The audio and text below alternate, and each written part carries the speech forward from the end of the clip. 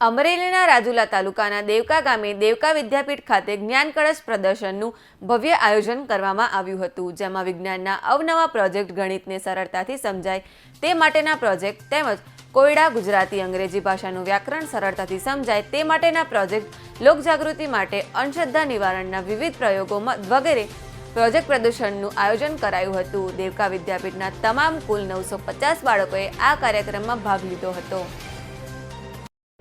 जय श्री कृष्ण।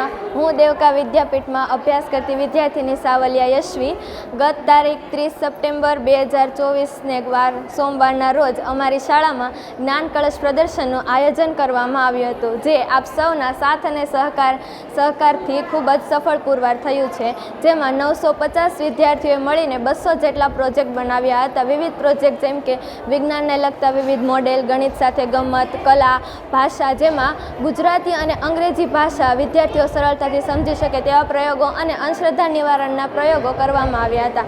તેમાં વિવિધ સ્કૂલોના પ્રિન્સિપાલ અને વિવિધ સ્કૂલોના વિદ્યાર્થીઓએ આ પ્રદર્શનની મુલાકાત લીધી હતી। તેથી આપ સૌનો આ કાર્યક્રમમાં પધારવા બદલ ખૂબ ખૂબ આભાર। જય શ્રી કૃષ્ણ।